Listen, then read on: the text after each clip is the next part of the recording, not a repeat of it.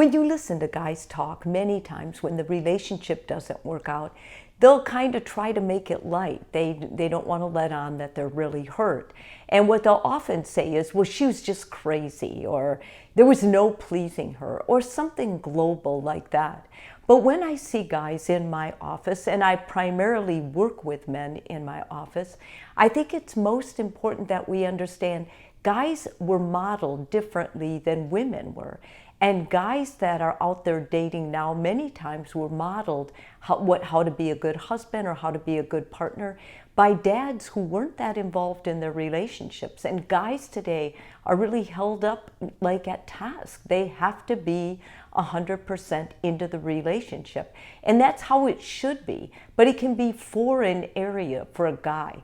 Because guys that weren't mentored that or raised that way, who saw their dad not putting in a lot of effort, will oftentimes fall back to that. And guys, it's important you know, when you're in a relationship, you have to put effort into it. So this video is primarily 4 areas that I work with men where they really fail at their relationships. These are the 4 common areas that guys oftentimes run into problems. And the first one is guys often take their partner for granted.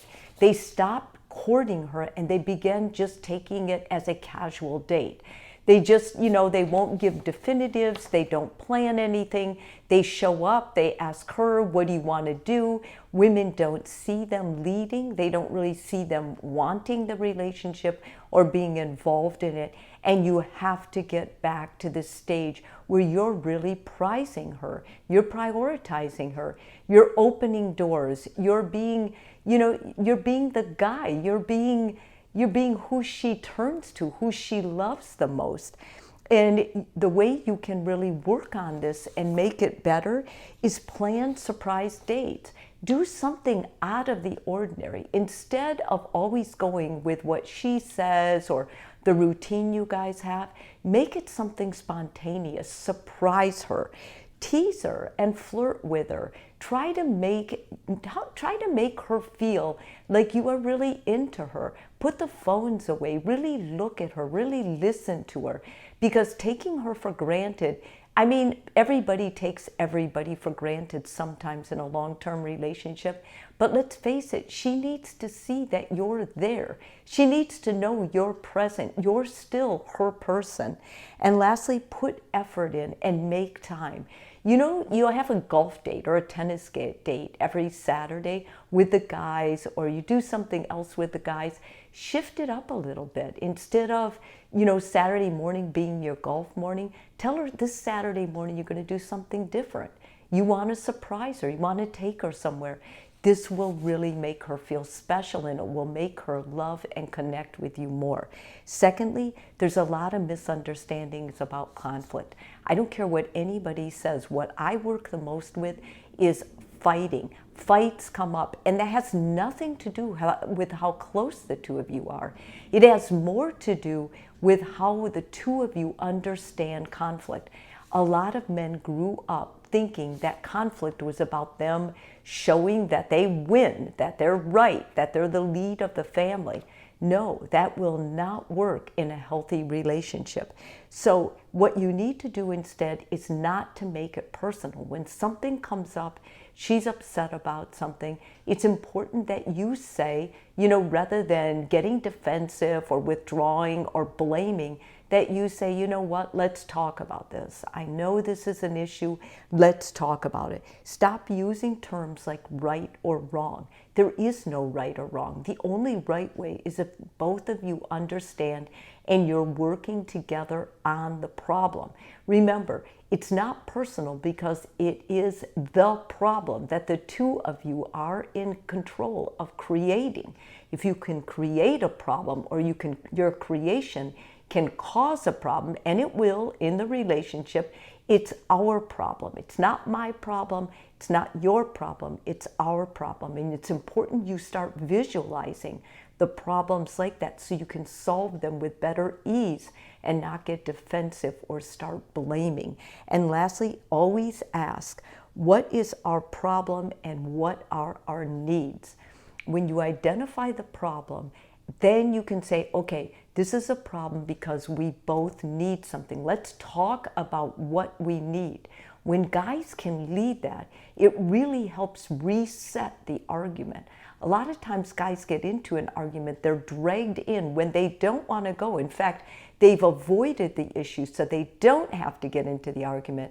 Guys, it's important you step up, that you be present and you say, you're right, this is our problem and these are our needs. Don't talk about my needs or your needs. Talk about the relationship needs. That's going to get you much further and in solving the problem. It's going to help you feel more connected. The next one, settling in and just letting go.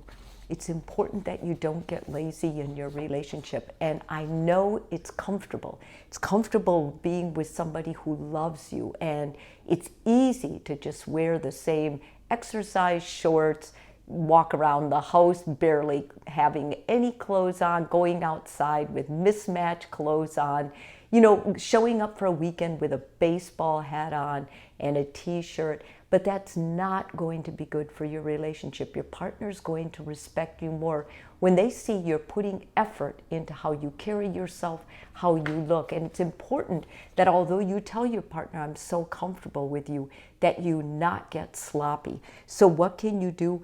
Exercise and eat a healthy diet. Yes, love does make you fatter, and it's important you understand that. We get more careless when we're in love with someone. We eat more junk food. But clean up your act, make sure you're exercising and eating healthy because it's going to keep you healthy and around for a lot longer. Keep your passions and your hobbies. It's important you don't just follow your partner and do whatever they want to do. She loves you because she loved what you were when she first met you. So keep developing those passions. If you have hobbies in woodwork, you have hobbies in sports, whatever it is that you love doing, fishing, continue to do those things. It's going to make your relationship better, going to make you a happier person, and that's going to make her happier. Stay driven and follow your purpose. One of the things partners say all the time is, the person, what I loved about him is he was driven. He had a purpose in life. He had an intention. And once you give that up or get lazy and stop pursuing that, telling yourself everything's about the relationship, no, it's not. Everything that is the relationship is what each of you bring to it. And it's important you bring your interests, your hobbies, and your purpose or vision for your life. Hopefully there's a part of that vision you share, but it's most important that you are still aware of that and have that in you. Fourthly, losing your sense of self and becoming dependent on the relationship.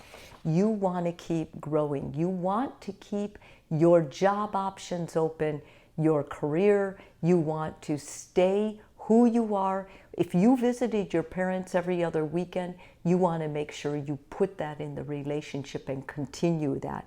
Be present when you spend time together. It's important you don't just morph into one being. Who you were before you were married, your values, those things have to be carried into the relationship. That's what carries you as a man. Your integrity and protection of the values you carry are very important, and hopefully you married someone who honors that, or you're dating someone who honors those as well. Realize that you can't pour from an empty cup, and that means you have to continue filling yourself. What were the things that made you feel good about yourself? Did you go to church and all of a sudden you're not going to church anymore? Guys, it's important you continue your faith. Even if your partner isn't into religion or faith or whatever, if that's where you came from and you have a God and you honor that God, it's important you get back to that person. That's what made you a person of integrity and character. That's what she fell in love with, and that's who you have to go back to. And prioritize the relationship and your partner. Your phone should never replace your partner, nor should your gaming, nor anything else you do. You should really join that person, cherish that person, and prioritize them. If you're married, you took that as a vow. We all get sloppy with what we make promises to people. But it's important that once in a while you do a little shake-up, a little checkup on yourself and you go back to those things. It's not just the fact that your partner misunderstood you, or that the relationship wasn't meant to work out, or that they were crazy, or whatever else you rationalize with. If the relationship fails, what's important is that when you show up to a relationship, you show up as a whole man. This is who I am. And you don't stop those things once you get into a relationship. If she loves that man you are, that man she met, that man she first believed in, then it's important you continue to be that man. Take care of her and take care of your relationship. If this video was helpful to you, I really appreciate it if you guys push the button and subscribe.